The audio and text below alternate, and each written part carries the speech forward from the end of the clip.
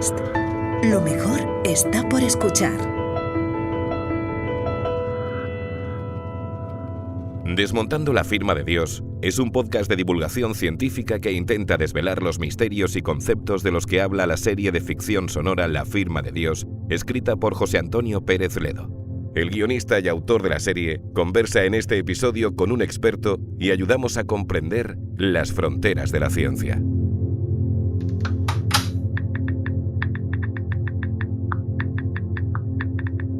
Buscando información. ¿Qué es ciencia? ¿Qué no es ciencia? ¿Cómo se puede alcanzar el progreso científico? Estas preguntas quedan fuera del método científico y entran, por tanto, en el terreno de la filosofía. Carecen de respuestas definitivas, pero eso no impide que podamos iluminar el camino para comprender mejor los engranajes del sistema de conocimiento que rige el mundo en que vivimos.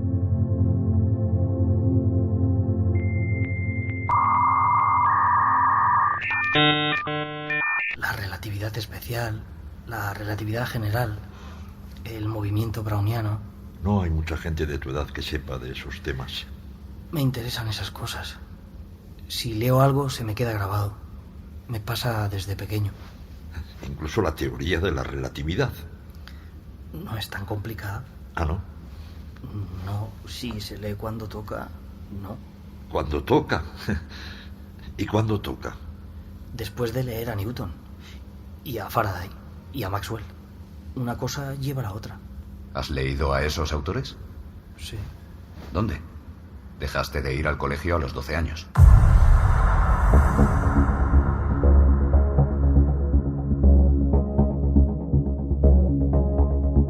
Desmontando la firma de Dios. Episodio 8. Las fronteras de la ciencia. Charlamos con Juan Ignacio Pérez. Estamos con Juan Ignacio Pérez, catedrático de Fisiología y director de la Cátedra de Cultura Científica de la Universidad del País Vasco. Es presidente de Jakiunde, la Academia de las Ciencias, de las Artes y de las Letras Vascas, y presidente del Comité Asesor de The Conversation España. Así a grandes rasgos, ¿no, Juan Ignacio? Sí, señor. Con eso podríamos decir más, pero con eso es suficiente. Más que suficiente, sí. Bueno, vamos a hablar de un tema, lo veníamos comentando, denso y complicado, que vamos a intentar hacer al menos accesible. Para empezar, vamos a decir que hasta finales del siglo XVI, la ciencia y la filosofía no eran sistemas diferenciados del conocimiento. Los científicos eran filósofos, podríamos decirlo al revés también, los filósofos eran científicos. Luego llegó la Revolución Científica, más tarde la Ilustración, y esos dos caminos, el de la filosofía y el de la ciencia, empezaron a separarse. ¿Pero qué llevó a esa separación entre estos dos campos? Bueno, realmente yo no creo que se pueda pensar en un único factor que condicionara esa separación. Lo cierto es que durante la revolución, lo que llamamos revolución científica y la Ilustración, se fue depurando una forma de extraer conocimiento de la naturaleza, que es a lo que se ha llamado clásicamente método científico. Y por otro lado, todos los años de lo que fue todo el periodo de la Ilustración fue un periodo de, vamos a decir, una promesa de basar el bienestar de la humanidad en la ciencia y en la razón, ¿no? Lo que ocurre es que luego, ¿por qué divergen ciencia y filosofía? Seguramente habrá, y otros saberes, seguramente habrá muchas hipótesis al respecto. A mí me convence mucho lo que dice una persona que ha muerto hace poco tiempo, Edward Wilson, un naturalista que ha hecho contribuciones importantes, vamos a decir, incluso en filosofía de la ciencia. Uh-huh. Y él lo que sostiene es que, básicamente ahí se plantean dos problemas en ese periodo, ¿no? Un problema es que la ciencia no es capaz de dar respuestas a lo que da respuesta a la religión. Y sin embargo, la religión se empieza a ver amenazada por la ciencia en su terreno, ¿no? Uh-huh. En esa situación, dado que la ciencia no es capaz de proporcionar a la gente, al público, lo que había venido proporcionando la religión, al final es la religión la que acaba de alguna forma triunfando, ¿no? Y junto con la religión, ideas más tradicionales, la emergencia de la importancia de los sentimientos, de las emociones, etc., ¿no? Y luego hay otro factor que cita Wilson, que a mí también me parece que es bastante interesante y que incluso tiene una aplicación posible en el mundo actual. Y es que la ciencia tiene dos vertientes. Tiene una vertiente fáustica, o sea, tiene esa vertiente de que con ella se puede, uno puede vender su alma al diablo y en aras del conocimiento y de una futura sociedad mejor, pues perder la ética, ¿no? Y por otro lado tiene la otra cara, la cara prometeica, ¿no? El aspecto prometeico, que es precisamente el de la promesa de una vida mejor gracias a la ciencia, ¿no? Pero en esa dualidad, si por la razón que sea existe la percepción de que puede primar la primera, la fáustica, la perversión de la ciencia, bueno, pues esto puede acabar dando lugar a un rechazo de los valores de la ciencia, un rechazo de la racionalidad y, por lo tanto, a un alejamiento de una serie de disciplinas que no comparten el método y un poco los valores de la ciencia. Puede dar lugar, como digo, a un alejamiento de la ciencia. Y probablemente eso es lo que vino a ocurrir, sobre todo a partir de la Revolución Francesa. Porque además la Revolución Francesa para mucha gente fue la máxima exaltación de un periodo previo, precisamente ilustrado de entronización de la ciencia, etcétera, ¿no? Al final el que extendió por Europa la razón y la ciencia fue Napoleón con sus ejércitos, ¿no? Probablemente esto tuvo mucho que ver con la posterior separación y la situación que hemos vivido después. ¿Y crees que estos dos caminos, estos dos sistemas, el científico y el filosófico, volverán a unirse en el futuro? ¿Incluso crees que convendría que se uniesen? Yo no lo tengo muy claro, porque, vamos a ver, por un lado es cierto que la ciencia cada vez va dando cuenta de más aspectos de la realidad, de la naturaleza, incluida la naturaleza humana. Y esto puede interpretarse como un crecimiento del scope, del ámbito de aplicación de la ciencia, y por lo tanto, como que antes o después, bueno, pues se va a acabar llegando a englobar el conjunto de saberes, ¿no? Pero por otro lado es cierto que hay otros saberes relacionados con las artes, con las letras, sobre todo, que se resisten a esta, lo que podríamos considerar una asimilación, ¿no? Y que yo creo que se van a resistir por siempre. Entonces, tengo la impresión de que no. Y por otro lado, en el campo de la filosofía también, en filosofía hay una gran diversidad. Y hay campos de la filosofía en los que hay una gran relación con la ciencia, pero otros en las que no lo hay, ¿no? Y yo no creo que estos que no mantienen esa relación se van a volatilizar, van a desaparecer. Yo creo que van a seguir existiendo. Y además probablemente sea bueno que exista. De manera autónoma la ciencia, por otro discurrir. En cierto modo, sí. No sé hasta qué punto podrán prescindir de los hallazgos de la ciencia. Esto es muy difícil, ¿no? Pero sí, yo creo que sí. De hecho, precisamente esa era mi siguiente pregunta, ¿no? Si es concebible hoy hacer una filosofía que no tenga en cuenta la ciencia, al menos sin caer en una abstracción puramente especulativa, ¿no? Bueno, ocurre. Entonces, concebible, dado que ocurre, pues es concebible, pero claro, cuando ya le añades sin caer en una... sí, en una abstracción, en una especulación especulativa, pues probablemente no. Yo creo que es muy difícil prescindir, es muy difícil que la filosofía, o sea, que un sistema de pensamiento que pretende entender la realidad, pretende permitirnos entender el mundo en el que vivimos, prescinda de los descubrimientos científicos. A mí me resulta incomprensible, ¿no? Entonces, como efectivamente existen quienes supuestamente lo pretenden, esto quiere decir que, bueno, por un lado ellos creen que es posible, pero para los que pensamos que no, ahí hay no hay base, ¿no?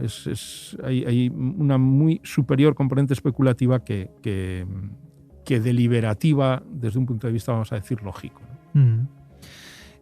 Bueno, una de las grandes preguntas filosóficas, una de las grandes preguntas es ¿qué hace al ser humano especial, ¿no? ¿Cuál es la singularidad de la naturaleza humana?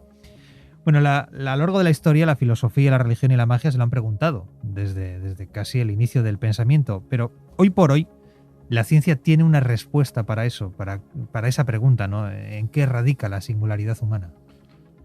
Yo creo que no la tiene. Y creo que no la tiene porque cada cierto tiempo hay alguna propuesta que consiste precisamente en decirnos en qué radica la singularidad humana, ¿no? O sea, esto es como a lo largo de la historia hemos asistido en más de una ocasión a la resolución de algún problema en repetidas ocasiones. Luego, sí. Entonces, yo creo que con esto ocurre algo similar, ¿no? Se dice, yo tiendo a pensar que la especie humana comparte características con un buen número de especies, características, habilidades, capacidades con un buen número de especies, quizás en un mayor grado. Por lo tanto, sería más una cuestión de grado que de singularidad. Y quizás el rasgo más genuino, más diferencial, es que agrupa habilidades de una forma única, o sea, que tiene un conjunto único de esas habilidades, que a lo mejor en otras especies uno se las encuentra. Voy a poner un par de ejemplos para que se me entienda, ¿no? Sí. Nosotros nos comunicamos mediante un lenguaje articulado, ¿no? Pero es que los pájaros también se comunican mediante un lenguaje articulado. Y tengo entendido que los delfines también se comunican mediante un lenguaje articulado. Tienen un lenguaje, por lo tanto, que les sirve para comunicarse, ¿no? Entonces compartimos con delfines, con pájaros, ese rasgo. Quizás en un grado de desarrollo muy superior, pero sería una cuestión de grado. Uh-huh. De la misma manera, somos una especie eusocial o ultrasocial, como son las hormigas, como son las abejas, como son también algunos cetáceos. Quizás lo somos en un grado muy alto también. Por cierto, no tanto como hormigas y abejas, pero sí más, por ejemplo, que cetáceos o que elefantes, ¿no? O que otras especies. Y podríamos seguir así. Yo tengo dudas, por ejemplo, con lo que sería el simbolismo, el manejo del simbolismo.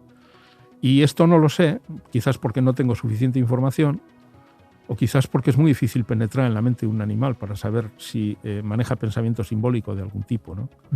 Es quizás el aspecto de la experiencia humana que me resulta más singular, más específico, más propio.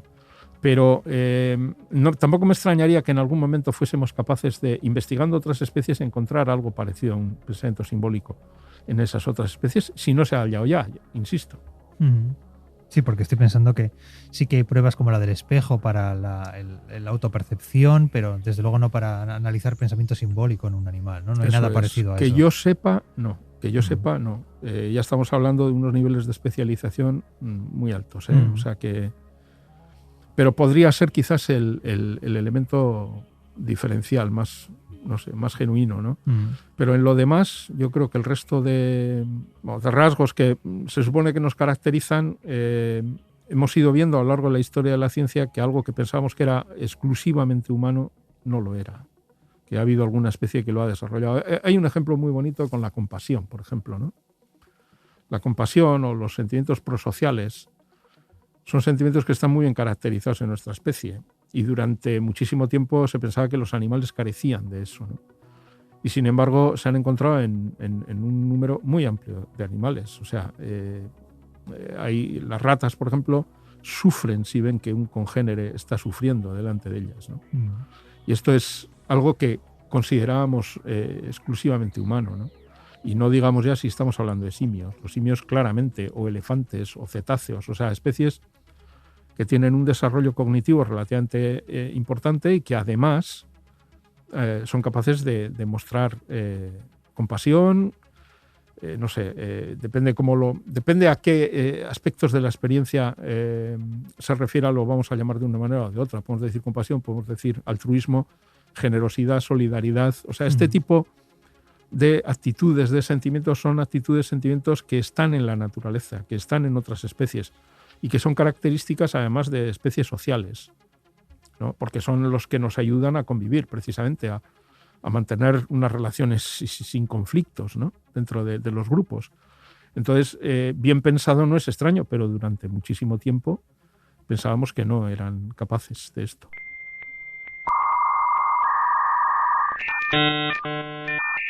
Moisés, ¿cuál es vuestra función? ¿Qué hacéis exactamente para el gobierno? Contar. ¿Contar? ¿Y ya está? Bueno, contar implica muchas cosas. Buscamos repeticiones, incoherencias, pautas y excepciones inesperadas en esas pautas. ¿Dónde? En todas partes. Donde sea. Lo que nos estás diciendo, lo que buscáis en realidad es... Sí, buscamos a la entidad.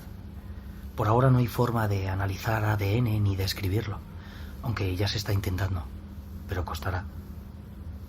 Calculan que tardaremos unas 4 décadas en volver al desarrollo que había en 2036.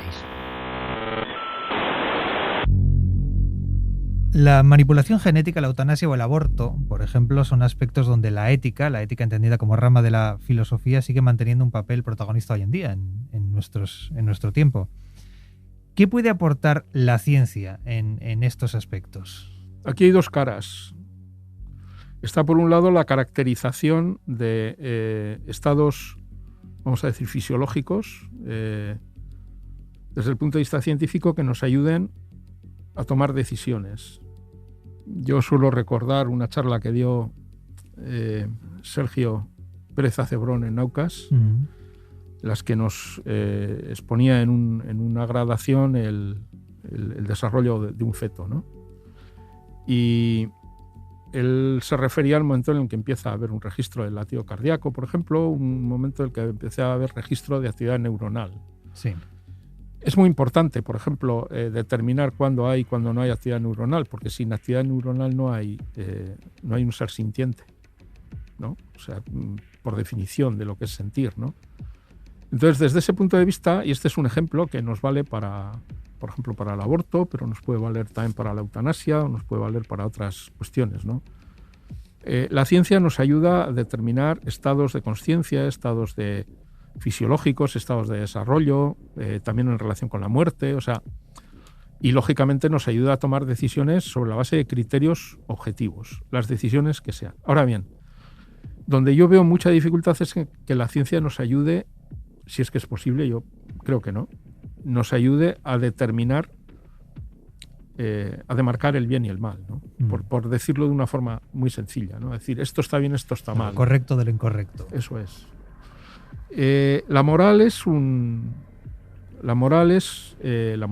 con carácter general, la ética, es un rasgo social, vamos a decirlo así, ¿no? O sea, se puede experimentar personal, individualmente, pero tiene sentido en un contexto social, no tiene sentido fuera de un contexto social. Animales que no se relacionan con ningún otro congénere no tiene sentido que tengan moral, ni ética, ni nada parecido, porque la moral y la ética, como hemos dicho antes, se refiere a las relaciones con los otros miembros del grupo, ¿no?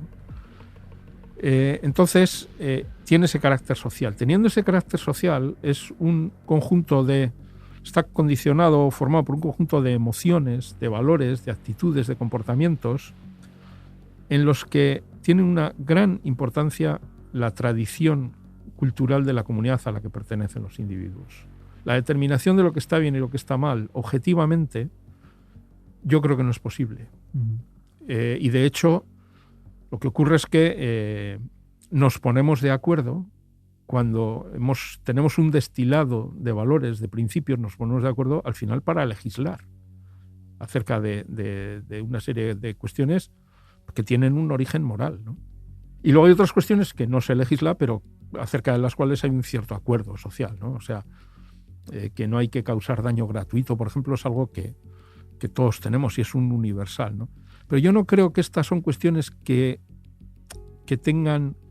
en las que la ciencia tenga capacidad para dirimir conflictos, para dirimir dilemas. Esto es lo que quiero decir, ¿no? O sea, sí tiene capacidad para informarnos para darnos del fenómeno que nos interesa en cada momento, pero no tiene capacidad para indicarnos lo correcto, para distinguir lo correcto y lo incorrecto. Esto es el resultado de un acuerdo comunitario, un acuerdo social. Bueno, hemos hablado de filosofía, hemos hablado de ciencia, pero ¿qué es y de qué se ocupa la filosofía de la ciencia? Bueno, la filosofía de la ciencia es esa rama de la filosofía que estudia la ciencia, que tiene como objeto de estudio la propia ciencia, ¿no? Esto puede resultar un tanto pretencioso por mi parte, siendo científico, hablar de la filosofía de lo mío, ¿no? O sea, pero bueno, he leído suficiente, creo, sobre filosofía de la ciencia como para poder definirla de esta manera, que es una definición que tampoco informa demasiado. ¿Qué quiero decir con que estudia la ciencia? Bueno, lo que quiero decir es que estudia, por un lado, en qué consiste, qué es el tipo de actividades que se desarrollan dentro de eso que llamamos ciencia. Estudia también las fronteras, si es que existen, de la ciencia, y entonces, en la medida que estudia en qué consiste, y por lo tanto la caracteriza, tiene una vertiente, aparte de la vertiente teórica, puramente teórica, que tienen todos los estudios, vamos a decir, filosóficos, tiene una vertiente práctica también, en la medida en que nos puede ayudar a entender lo que hacemos. Cuando digo nos puede ayudar, quiero decir, nos puede ayudar a los científicos a entender lo que hacemos y por qué lo hacemos como lo hacemos, ¿no? De todas formas, a mí lo que me resulta es difícil diferenciar, por ejemplo, qué es, si es que hay manera de diferenciarlo, qué es filosofía de la ciencia y qué es epistemología, ¿no? Igual es porque no tengo suficiente conocimiento de todo ello, porque epistemología se supone que es el estudio del conocimiento, o sea, de la adquisición, de cómo conocemos, de cómo aprendemos, de cómo sabemos, ¿no? Y filosofía de la ciencia se refiere más específicamente a cuando ese conocimiento es científico. Pero yo creo que en esencia tienen mucho que ver, ¿no? Yo creo que es eso, básicamente. O sea, en qué consiste, o sea, qué características tiene, cómo la podemos caracterizar, por lo tanto, y cuáles son sus fronteras, cuáles son los límites, sus limitaciones, en fin. Vamos a hablar de esas fronteras, lo que la filosofía de la ciencia llama el problema de demarcación, ¿no? Es el problema precisamente que trata de definir una frontera entre el conocimiento científico y el que trasciende el conocimiento científico, bien sea entrando en la metafísica, en la espiritualidad, en la religión. ¿Es posible realmente trazar esa frontera y si es, con qué criterio? Yo creo que es posible trazar una frontera, pero que es una frontera no absolutamente clara, bien delimitada, precisa. Es una frontera que tiene una cierta... que es a veces hay una cierta difuminación, por así decir, ¿no?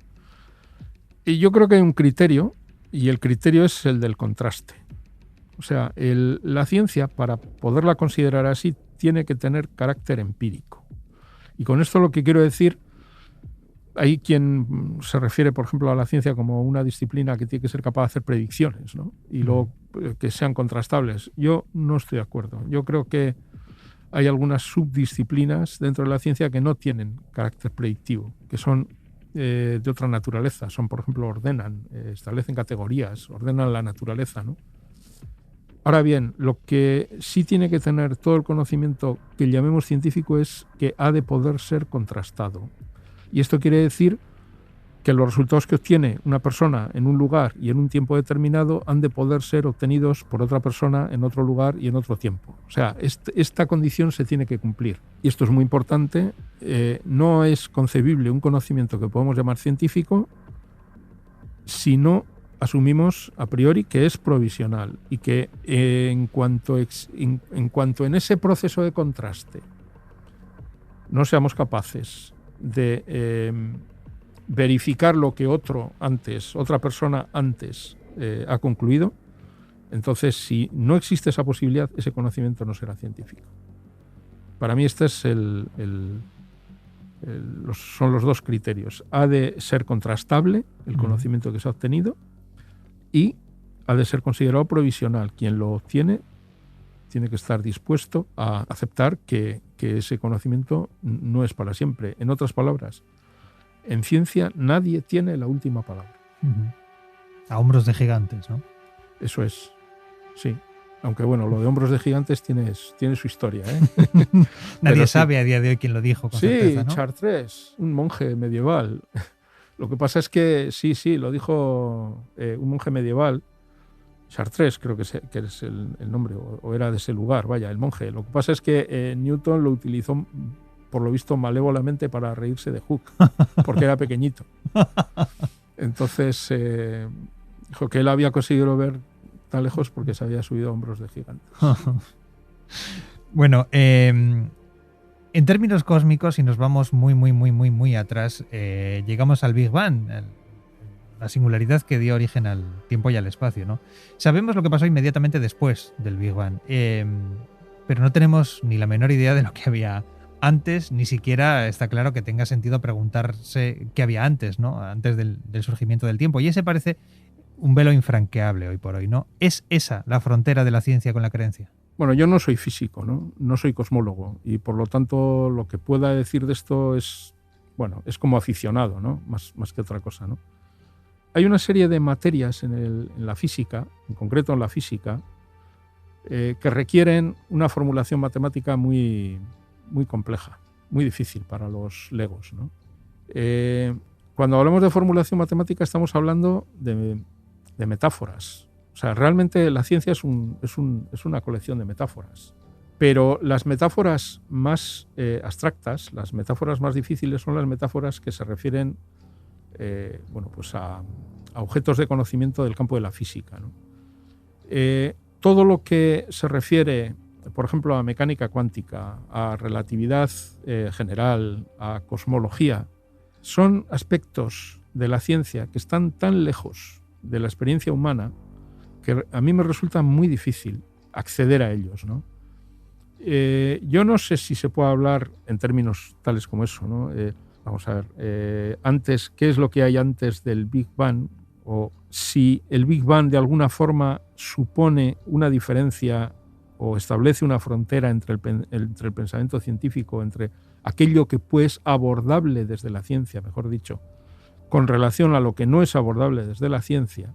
Yo no lo creo, aunque entiendo que muchas personas que son creyentes utilizan el Big Bang como una referencia de acto creativo y que se refieren a lo que hubiera podido ocurrir antes en términos de misterio. Ya, pero es que para los creyentes, cada vez que se encuentran frente a algo que no ha resuelto la ciencia, acuden al misterio. El Dios de los huecos, que mencionamos también en la firma de Dios, el Dios de los vacíos. Efectivamente. Y esto es algo, por ejemplo, que antes, cuando hemos hablado de la Ilustración y de cómo hay una oposición entre lo que promete la ciencia y lo que ofrece ya la religión, ¿no? Claro, en aquel momento los huecos eran enormes y por lo tanto la religión tenía un campo enorme que cubrir. Pero conforme vamos sabiendo más acerca de la realidad, de la naturaleza, van quedando menos espacios. Y cuando hablo de saber desde un punto de vista coherentista, no desde un punto de vista correspondentista, aunque esta es otra historia. Y por lo tanto es muy, o sea, el espacio, el ámbito, ese ámbito de misterio que queda para quienes mantienen creencias religiosas es cada vez menor. Y por lo tanto no es sorprendente que recurran a esa singularidad como uno de esos espacios en los que hay que hablar de misterio y que cuando Dios quiera nos iluminará acerca de lo que ocurrió allí, ¿no? O sea, o lo que pudo haber ocurrido en un hipotético antes, ¿no? Pero no me parece que esa es una forma seria, intelectualmente seria, de abordar, la frontera, ¿no? entre la ciencia y la religión. Yo creo que la ciencia es una herramienta que nos está permitiendo conocer la realidad, tener una imagen, al menos un modelos satisfactorios de la realidad, y la religión cumple unos propósitos completamente diferentes. Bueno, recuperamos ya para acabar con lo que hemos empezado, ¿no? La filosofía y la ciencia. Y es que hay un extraño lugar donde sí parecen confluir la filosofía y la ciencia, y es en el concepto, por ahora inalcanzable, de la teoría del todo. Ya soñaron con ella Aristóteles, soñó Platón también, y ahora sueñan algunos físicos. Eso nos lleva a una pregunta inevitable, y es si el universo es cognoscible, es decir, si algún día seremos capaces de superar la ignorancia. Sí, depende cómo definamos la ignorancia y el conocimiento, lógicamente, ¿no? Antes se utiliza un palabra, es esto de coherentista y correspondentista, pero viene al caso, ahora viene al caso.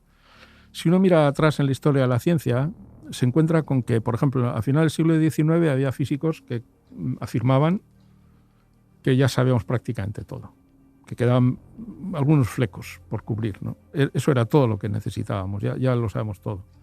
Bueno, pocos años después, la teoría especial de la relatividad, luego la teoría general de relatividad, la física cuántica, o sea, y la imagen que tienen hoy los físicos de su disciplina no tiene, en ese sentido, nada que ver con la que tenían a finales del siglo XIX. A finales del siglo XX y principios del XXI hay físicos que efectivamente también aspiran y dicen estar cerca de llegar a tener una teoría del todo. Yo creo que es una quimera, esa pretensión, a mi modo de ver, es una quimera. Y lo es por una razón, porque nuestra mente es una mente que es el resultado de un proceso evolutivo que ha estado sometido en el que hemos estado sometidos a unas presiones selectivas que no tenían nada que ver con la necesidad de entender la realidad, sea eso lo que sea, sino que tenía que ver con la necesidad de reproducirse y dejar descendencia, sobrevivir, reproducirse, dejar descendencia. Sin eso no estaríamos aquí. Y nuestra mente ha estado sometida a las presiones selectivas correspondientes, que, insisto, no tienen por qué tener mucho que ver con las presiones selectivas que hubieran dado lugar a un conocimiento total, completo, fiel de la realidad, si es que tal cosa es posible. En ciencia manejamos una noción de verdad que es, como he dicho antes, es coherentista. ¿Qué quiere decir esto? Quiere decir que cada vez que adquirimos un conocimiento nuevo, buscamos que sea coherente con la imagen que tenemos de la realidad en ese momento. Lo cual no quiere decir que se corresponda necesariamente con la realidad. Por eso digo que es nuestra verdad, la verdad científica, es coherentista, no correspondentista. La pretensión de alcanzar la verdad, entre comillas, y hago el gesto, Doy fe, lo ha hecho. Correspondentista, en términos correspondentistas, es la pretensión que me parece que es una pretensión vana. No tiene sentido pensar en esos términos y, por lo tanto, no creo que cabe pensar en términos de una teoría del todo definitiva, salvo que nos conformemos con un modelo que sea particularmente satisfactorio. La actividad científica consiste en observar la realidad, detectar regularidades, elaborar modelos que reflejan esas regularidades y con eso explicar fenómenos. Consiste en esto. Esos modelos de la realidad son representaciones de la realidad, representaciones que tienen que ser coherentes con lo que hemos aprendido de ella previamente, pero no tienen por qué corresponderse con la realidad. Esta es la idea. Y por lo tanto, pretender que vamos a saber tanto de la realidad como para tener una comprensión absoluta en términos de correspondencia, me parece que es una pretensión ilusa, vana. Juan Ignacio Pérez, muchas gracias. Gracias a ti, José.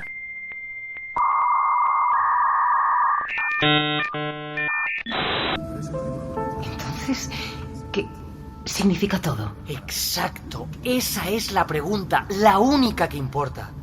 Llevamos milenios preguntándonos eso mismo. Hemos usado la filosofía, la mitología, la ciencia, la religión y no hemos avanzado nada. No puedes decir eso.